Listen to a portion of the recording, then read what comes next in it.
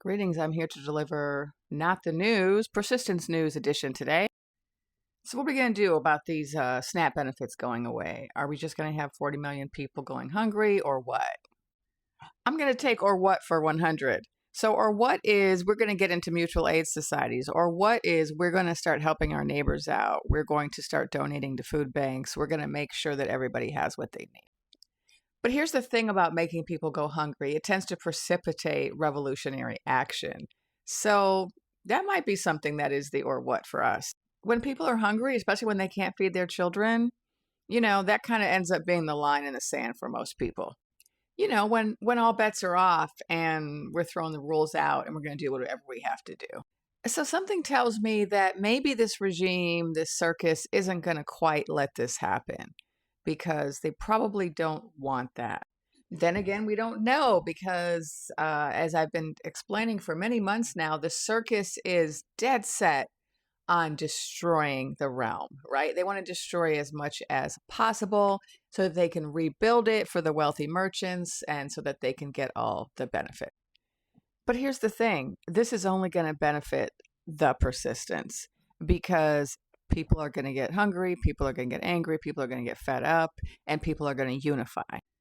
Even more than we're already unified. So a large percentage of those people who need those tickets to eat are former Magatonians, and they're going to have a really big wake-up call. They're all having it right now, apparently on the other side of TikTok. And waking up is good. Waking up is good. It leads to unity. It leads to people kind of putting down their own grudges and saying, oh, we better work together. And it's really interesting that this is happening at the same time as our major holidays. Our major holidays where we spend a lot of money, and we eat a lot of food, and we cook a lot of food, and we invite a lot of people over, and we spend money on travel, and we get stand in line to get these big, discount appliances on Black Friday, right? This is when it's happening, which is really going to contribute to the movement. Now, in typical French Revolution style, a certain somebody is building a giant ballroom, ostensibly, at the same time that they're telling people to let them eat what? Gold? But here's the thing. Word on the TikTok streets is that it's probably not a ballroom. That's probably just the cover story. There's some bunker underneath the East Wing, what used to be the East Wing. And it looks like they might be building a bigger bunker. And also this so-called ballroom is bigger than the House of White itself. So what is it really? One theory I'm particularly fond of is the rats trying to leave the sinking ship theory. Oh, they got to build a bunker because they're going to hide out because the people are going to, attack the House of White and try to get the regime removed. And then there's a similar theory, a related theory about rat lines. So I guess after World War II, when the Yahtzees were trying to all leave, they had to create these rat lines, these like ways to escape so they wouldn't have to face the consequences of their actions. And, a lot of them ended up in Argentina. And so now it just so happens that this circus is making deals with Argentina, giving them a lot of money. And so one theory is that maybe they know this ship is sinking. And so that's why they're building bunkers and trying to make escape plans where they can go to other countries. I don't know. It's kind of an interesting theory, if you ask me. This isn't the news, right? These are just, stories and speculation. But, some hopeful ones. In other good news, we have the attack on the QB cold water car, frozen water Gestapo that's happening in a number of locations. So in the Windy City, in the whole state of Illinois, in the whole state of California, certain laws are being passed, certain policies are being enacted to actually arrest and prosecute these people if they wear masks, or if they don't present ID, or if they break the law.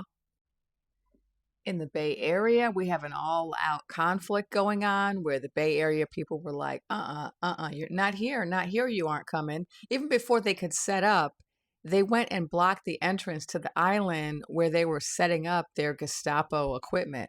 And they were like, no. And the universities are finally fighting back. So, first we had Harvard, And then we had USC, and now Dartmouth has joined the fray saying, yeah, we're not signing your stupid compact, you stupid Yahtzees. So what, we got the press saying no. We got the university saying no. Pretty sure the military is saying no, although people are still speculating about whether that's true. Oh, and we can't forget Peanut Butter Toast Lady, FAFO.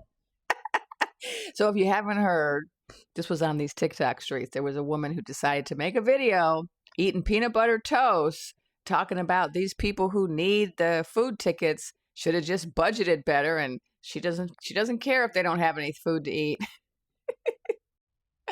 Well, apparently corporate, wherever she works, decided that she didn't align with their values, and so she got fired. So I guess she's going to have to try to make that peanut butter stretch now that she has no income. We got to enjoy the little wins. We got to laugh when we can. There are all these people making videos eating peanut butter toast. Hilarious. And in other developments, the ETA just keeps putting out more data, more states, Minnesota, Pennsylvania, so many states, so much data. And then we got the People's Sick Day, which is in cahoots with the blackout organization. I don't know. There's all these organizations working together now, and we're going to have this unified front where people just don't go to work, don't buy anything on Black Friday, and I think that whole week. And then apparently there are some hackers who are doxing all of these federal workers who are involved in the Gestapo. They're all trying to wear masks, but all their information's coming out. So just one thing before I go. Just remember, all of these different acts of persistence, large and small, they all matter. They're all important. They're all equally valid. And we can all decide how we're going to persist. Maybe you're donating to a food bank. Maybe you're making food for your neighbors. Maybe you're out on the streets. Maybe you're doing the blackout. Maybe you're writing letters. Maybe you're doxing people. Maybe you're making really beautiful signs. Maybe you're making a really beautiful song. Maybe you're just making videos like me. Not that that's all I'm doing, just saying. Whatever you're doing, it's all helping, and we're unifying, and our numbers are growing. I've been your host, Ethical Psychic, with Persistence, Not the News. Did I forget something? Can you drop it in the comments? What are the other good news, the other persistence news that we need to be celebrating?